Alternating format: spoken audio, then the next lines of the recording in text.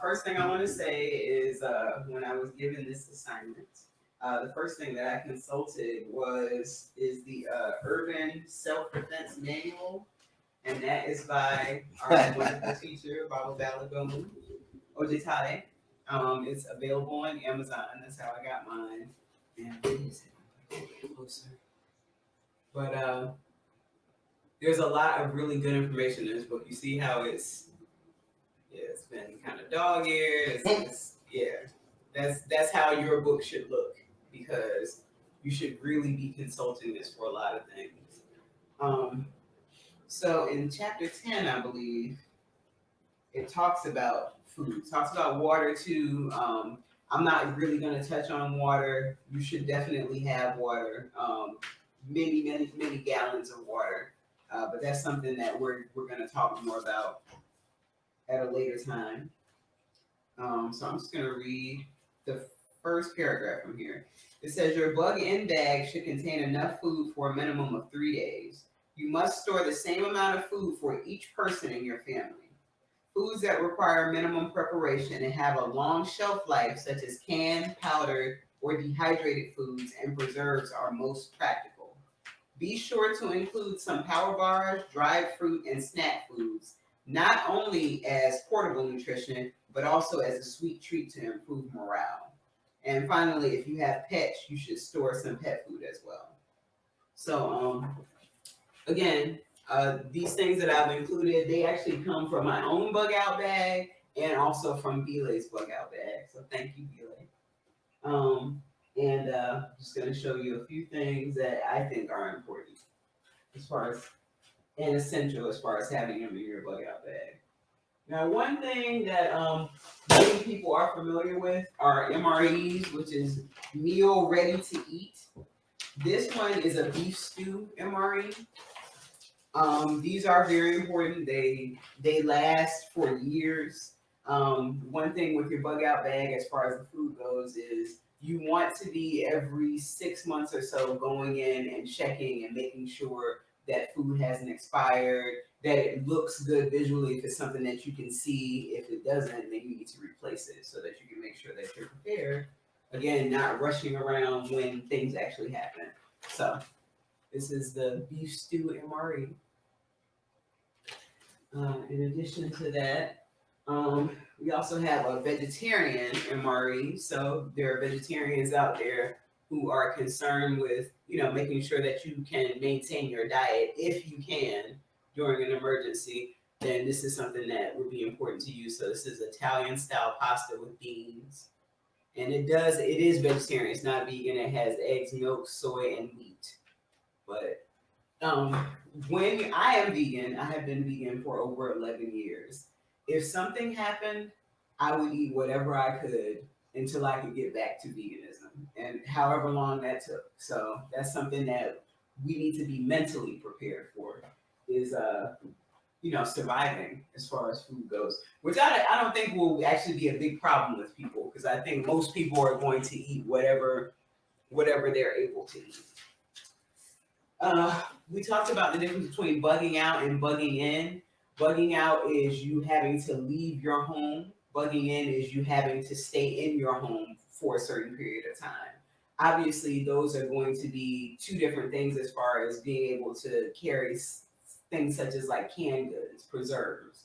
Canned goods are good, and they last for a long time. So do preserves, but those things I would say I would only recommend if you're actually bugging in, staying in your house. If you don't have anything else though, then you should take that. And when you have things like cans, you have to make sure that you have a can opener.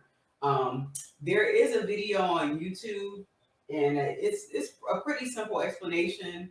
You don't necessarily always have to have a can opener, but if you have a smooth, flat rock that you can rub a can on pretty profusely, eventually you can break the seal on the can and just pull the top off. So if you don't have a can opener, then that's something good that you can use in an emergency situation. Um, let's see, we do canned goods and preserves. Powdered foods like powdered milk, for instance, especially if you have young children or if you just are a person who is really into having milk for some reason, if you think that that's something that'll be good for you, then you should definitely have powdered milk on hand. I'm sure a lot of people who grew up with less are very familiar with powdered milk. You can also get powdered coconut milk from places like Trader Joe's and Sprouts, very reasonably priced powdered coconut milk if you feel like that's something that you need. Dehydrated foods, like I don't know if this is necessarily considered dehydrated, but it's definitely something that you can cook with just boiling water. This is instant oatmeal.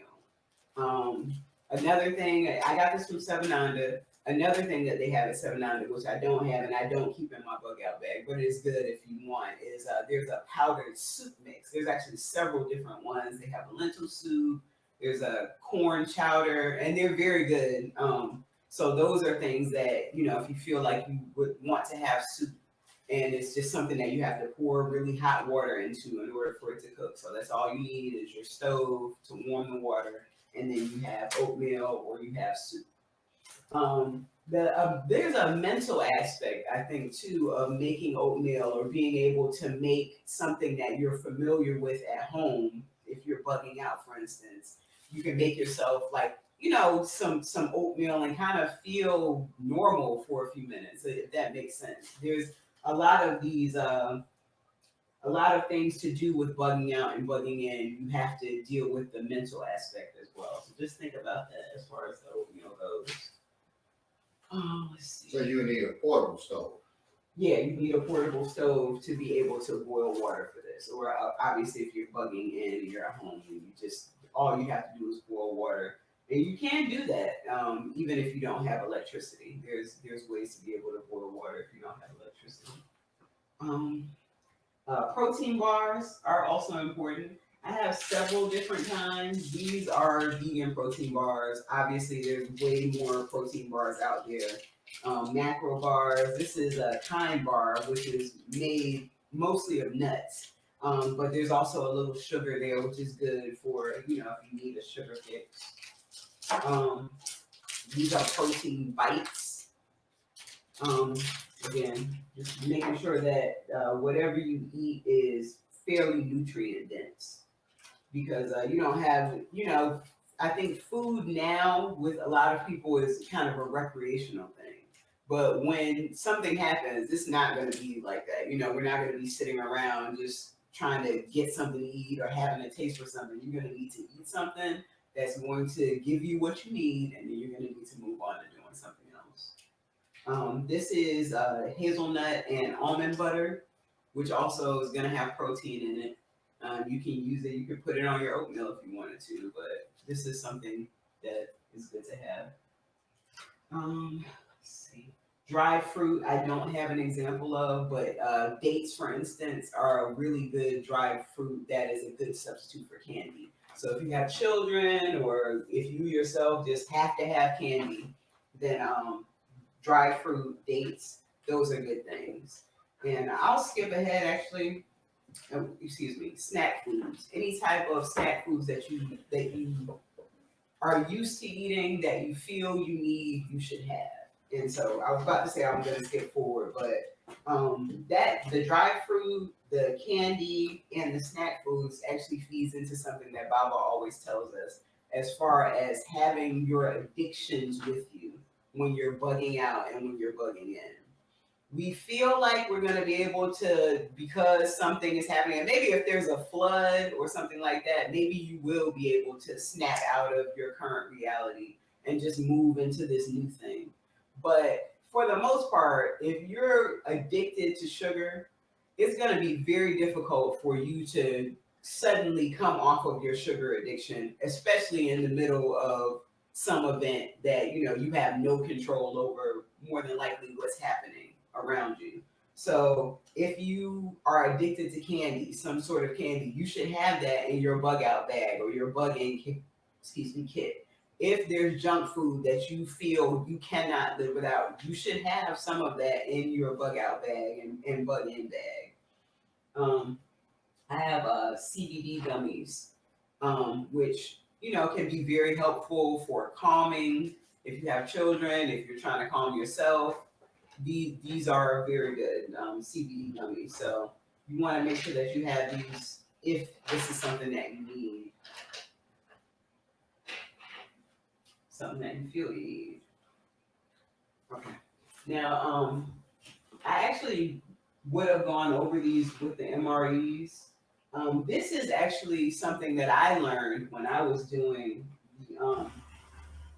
the camp that Bible was talking to us about earlier.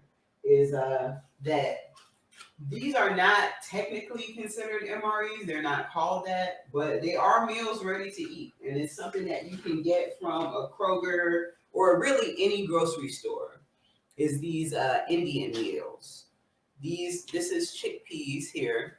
Excuse me, chana masala is chickpeas. Bombay potatoes also has peas in it. So these are pre-prepared that you can. All you have to do is sit them in warm water. They're already cooked. You just sit them in warm water, and or don't sit them in warm water. You can go ahead and eat them as is. Something else that I was able to order, I've actually had these for a year from Thrive Market, is beans. And these are not dry beans. This is pre-prepared beans that are just in these bags. I don't know if you can't see. You can see under the bottom of these to see the food, but you can't see the beans in these. But that's protein. That's something essential that you're going to need. They're also flat. They're not heavy, so you can stick them inside of a bag. And then you have pre-prepared beans with you. And I have black beans, garbanzo beans, and also refried pinto beans. These grains can also go along with the beans. This one in particular is not vegan, but I'm sure that doesn't matter to everyone. But this is like just a rice pilaf. It does not need to be cooked. All you have to do is sit it in warm water, or don't sit it in warm water. Just drink it. I'm sorry, just eat it. Excuse me. This is another blend of grains that you just sit water in. So if there are things, if there is a situation where you just have warm water, then with all of these things, you'll still be able to eat a full meal so that you can continue on with whatever it is that you have to do at that point.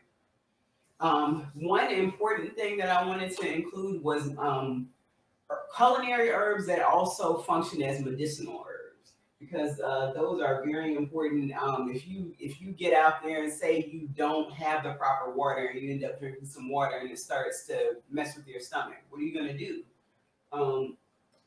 Make sure that you have some ginger with you.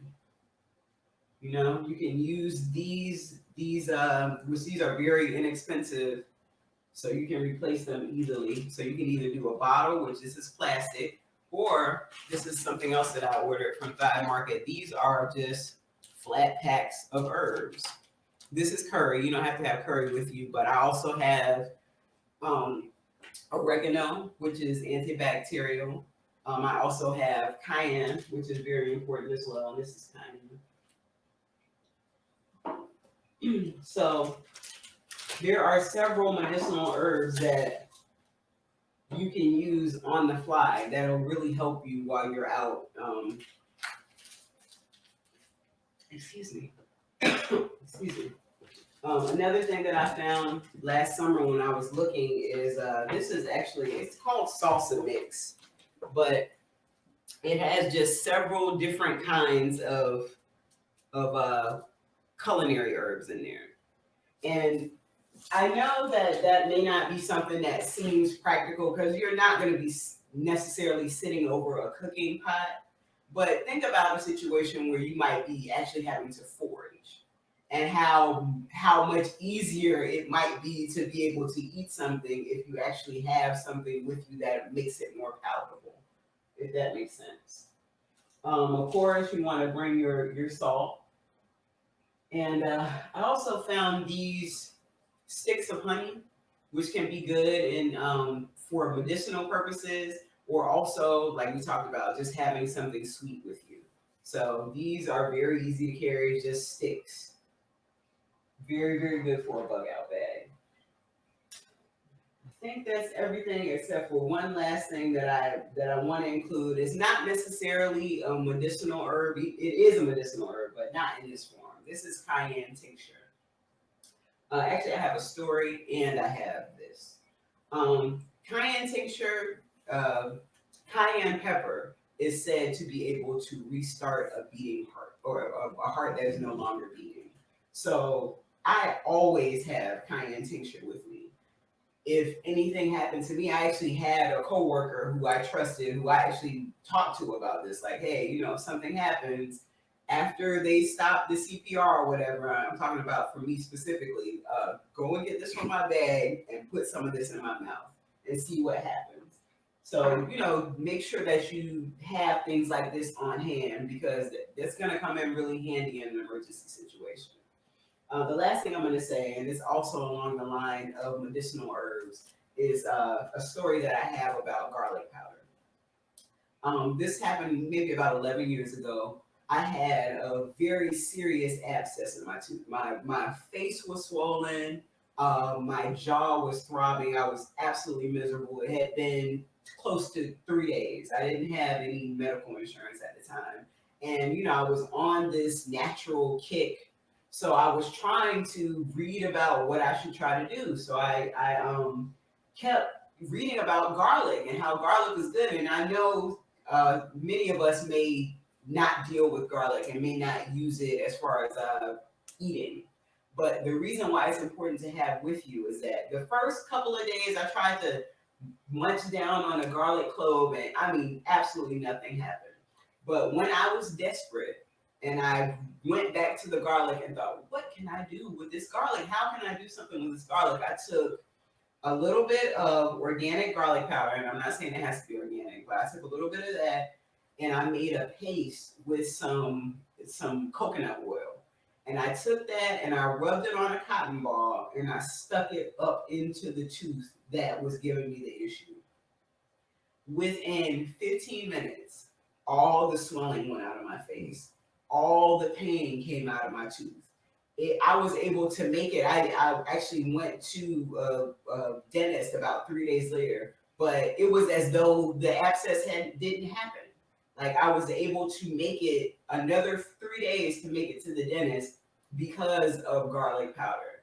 So you really have to think about first aid as far as the medicinal herbs go. So it's important to have them with you.